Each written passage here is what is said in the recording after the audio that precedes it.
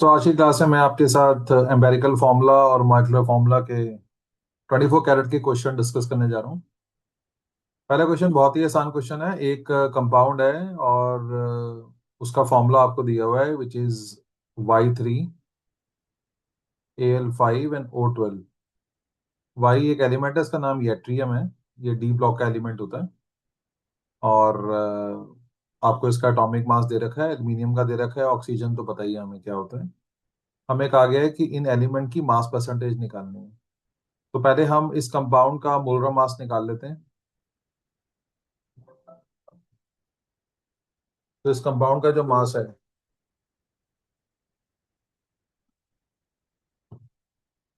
Y का मास हमें दिया हुआ है 89। एल्यूमिनियम का एटॉमिक मास है 27 और ऑक्सीजन का एटॉमिक मास है 16। इन्हें ऐड करेंगे, यहां से इसका मोलर मास निकल जाएगा 594। और फिर आपको जिसकी निकालनी हो मास परसेंटेज, उसका मास डिवाइड बाय पूरे कंपाउंड का mass multiply by 100। So Y का जो मास है हमारे पास यहाँ पे 89 × 3 है which is 267। Total mass is 594 into 100। तो ये आ जाएगा 44.9। ऐसे ही अगर हमें एल्यूमिनियम का मास निकालना है, परसेंटेज निकालनी है एल्यूमिनियम की मास परसेंटेज, तो एल्यूमिनियम का मास इस कंपाउंड में कितना है, टोटल मास इस कंपाउंड का कितना है, multiply by 100।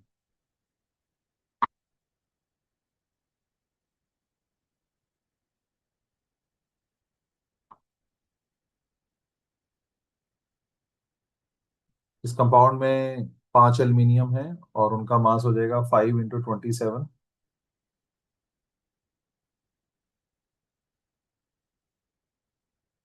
Divide by total mass which is 594 multiply by 100। इसको सॉल्व करोगे तो इसका आंसर आ जाएगा 22.72।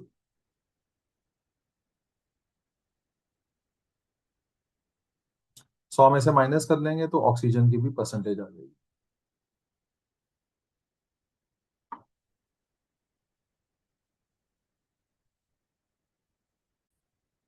अगला क्वेश्चन है, एक ऑर्गेनिक कंपाउंड में कार्बन हाइड्रोजन की परसेंटेज दे रखी है और वेपर डेंसिटी भी दे रखी है। हमें उसका मॉलिक्यूलर फॉर्मूला बताना है। तो पहली बात तो आप वेपर डेंसिटी से मॉलिक्यूलर मास निकाल सकते हो which is twice of VD. आ जाएगा 46।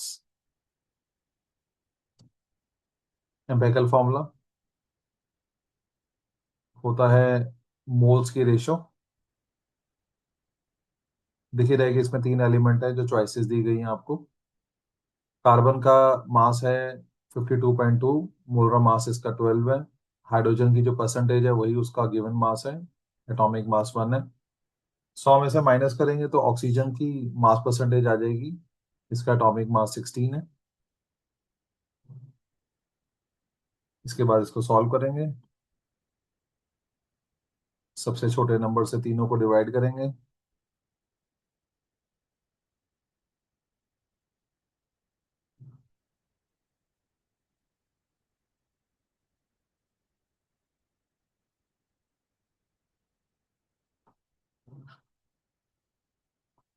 तो यहाँ से एम्पेरिकल फॉर्मूला आ जाएगा।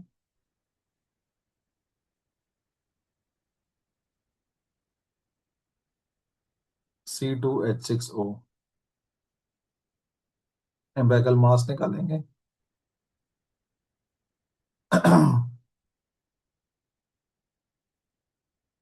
46 आ जाएगा। और मोलर मास भी 46 ही है, जिसका मतलब है जो एम्पेरिकल फॉर्मूला था वही मॉलिक्यूलर फॉर्मूला है, विट इज C2H6O।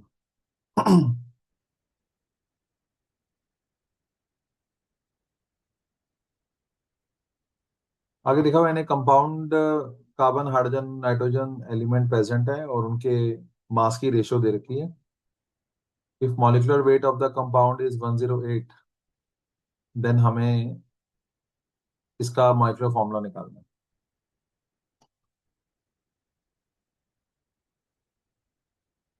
तो सबसे पहले हम निकालेंगे एम्पेरिकल फॉर्मूला, जो होता है मोल्स की रेशो। मोल निकालने का तरीका होता है गिवन मास, हमें गिवन मास नहीं दे रखा लेकिन मास की रेशो दे रखी है, तो हम इसी को गिवन मासेस मान लेते हैं। 9 मास हो गया कार्बन का, 1 मास हो गया हाइड्रोजन का, 3.5 मास हो गया नाइट्रोजन का। तो जो मास की रेशो दे रखी है उसी को मास मान के क्वेश्चन निकल निकल जाता है। तो ये एक अपने में डिफरेंट काइंड ऑफ एक्सपीरियंस है। ये आ जाएगा 0.75, ये आ जाएगा 1, और ये आ जाएगा 0.25। उसके बाद सबसे छोटे नंबर से तीनों को डिवाइड करेंगे।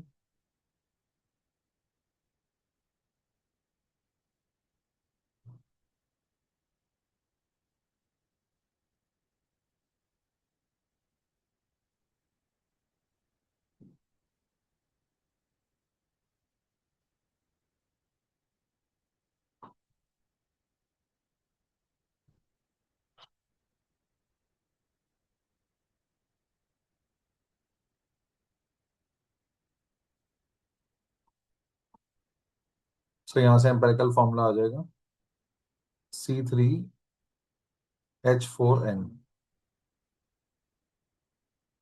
एम्पेरिकल मास निकाल लेते हैं।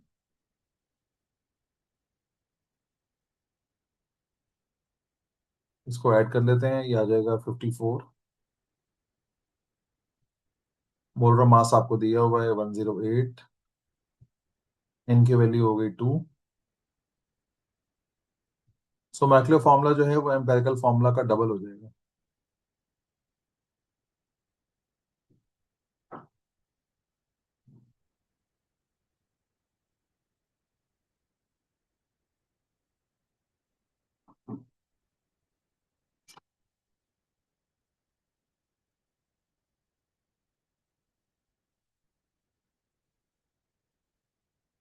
अगला क्वेश्चन है, हाइड्रोकार्बन में 20% हाइड्रोजन है और 80% कार्बन है, एम्पेरिकल फॉर्मूला निकालना है।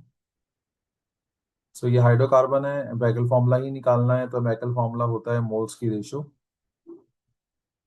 हाइड्रोजन है 80, कार्बन है 80, हाइड्रोजन है 20। मोल हो जाएगा given mass divide bye atomic mass.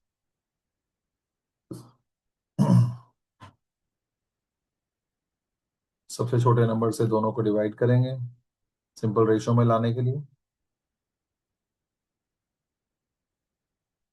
ये आ जाएगा 1:3। सो एम्पेरिकल फॉर्मूला आ गया इसका CH3।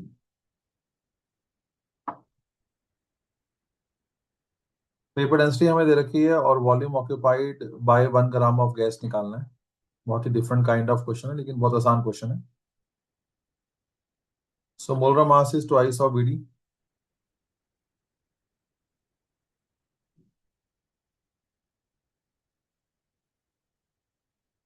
ये इसका मोलर मास है। सो कितने ग्राम गैस का मतलब है 1 मोल ऑफ गैस का वॉल्यूम होता है 22.4 लीटर। तो आप क्या बोलोगे, 22.4 ग्राम गैस occupy volume of 22.4 litre. So 1 gram gas will occupy how much volume? Answer is 1 liter.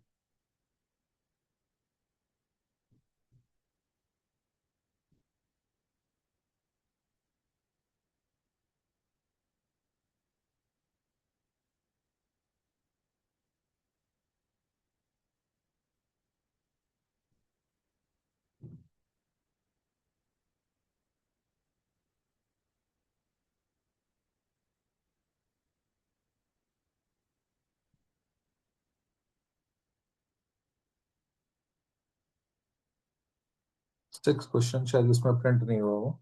Okay, मैं यहाँ कर देता हूँ 6 क्वेश्चन। तो 6 क्वेश्चन कहता है आपके पास 2 मेटालिक ऑक्साइड्स हैं।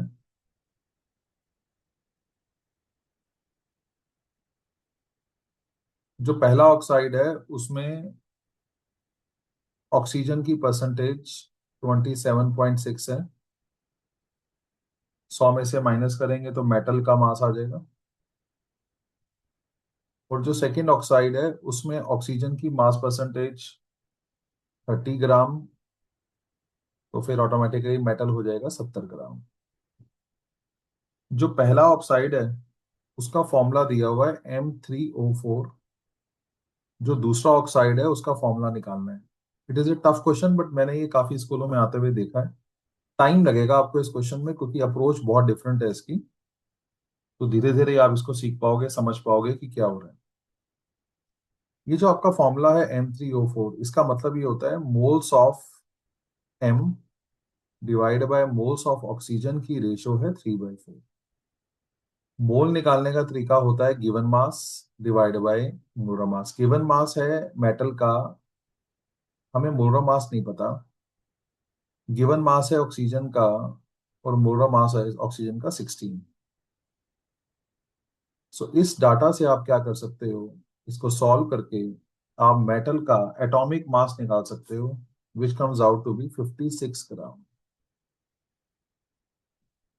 सो जो आपको फॉर्मूला दिया होता है ये एक्चुअली मोल्स की रेशियो होती है। मोल निकालने का formula given mass divide by molar मास होता है। ओ का तो मोलर मास पता ही है हमें, एम का क्योंकि हमें मेटल का नाम तक नहीं पता तो मोलर मास क्या पता होगा, वो हमने निकाल दिया।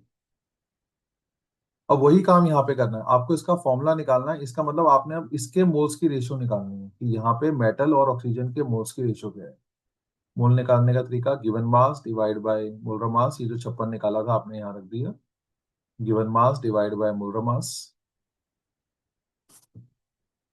इसको सॉल्व करेंगे और आंसर आ जाएगा 2/3। इसका मतलब सेकेंड ऑक्साइड का फॉर्मूला है M2O3, जो कि चॉइस डी से मैच करेगा। इस क्वेश्चन को 5 बार लिख के देखना, ये काफी स्कूलों में आ रहा है। Empirical formula and theoretical formula आपको वो कह रहे हैं कंपाउंड है, उसका एम्पेरिकल फॉर्मूला और मॉलिक्यूलर मास दे रखा है। Okay, so empirical formula is CH2O, empirical mass is 30, molar mass is 180, n की वैल्यू हो जाएगी 6। सो मॉलिक्यूलर फॉर्मूला हो जाएगा एम्पेरिकल फॉर्मूला इंटू एन।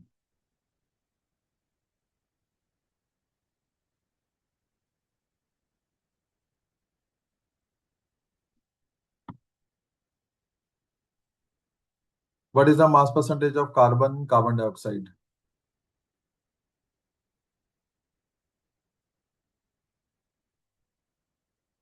का मास है 44 ग्राम। आपको निकालनी है कार्बन की परसेंटेज। जिसकी परसेंटेज निकालनी हो उसका mass divide by total mass multiply by 100।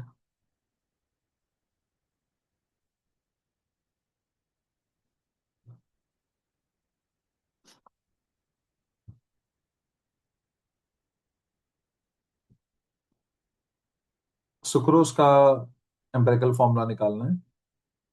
Sucrose common sugar को कहते हैं, और इसका मॉलिक्यूलर फॉर्मूला होता है C12H22O11, और यही इसका एम्पेरिकल फॉर्मूला है, क्योंकि आप कुछ भी कॉमन लेके नहीं लिख सकते।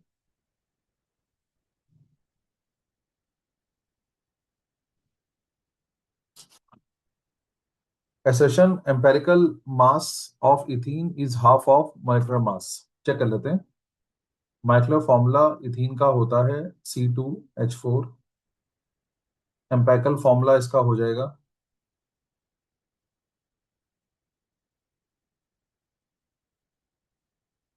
CH2। सो मॉलिक्यूलर मास है इथीन का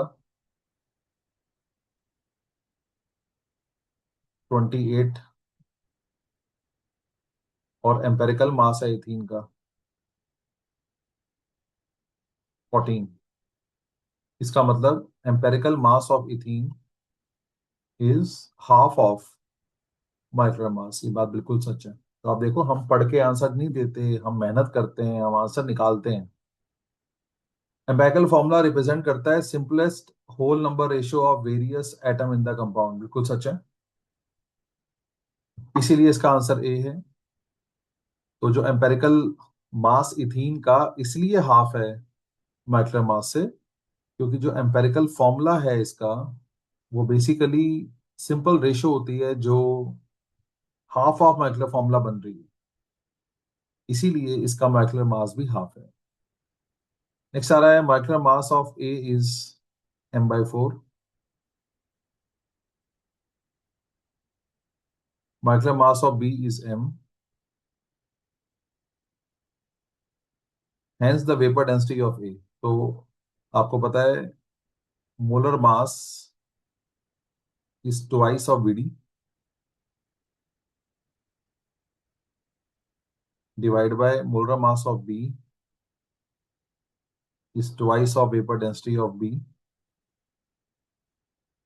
अब क्योंकि molar mass of A is m/4, maths है maths, molar mass of B is m, तो यहां से vapour density of A bye vapour density of B की रेशियो आ जाएगी which comes out to be 1/4।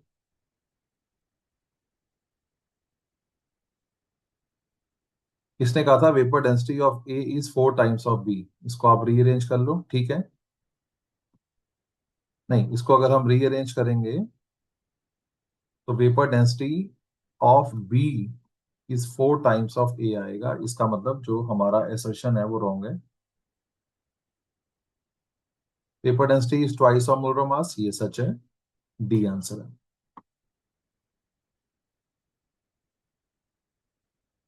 Last question है empirical formula represent simplest whole number ratio of various atom. बिल्कुल सही बात है। Molecular formula shows exact number और different types of atom, बिल्कुल सही है, पर इन दोनों का आपस में कोई संबंध नहीं है। एम्पिरिकल ये दो डेफिनेशन दे रखी हैं जिनका आपस में कोई संबंध नहीं है, इसीलिए इसका आंसर बी है।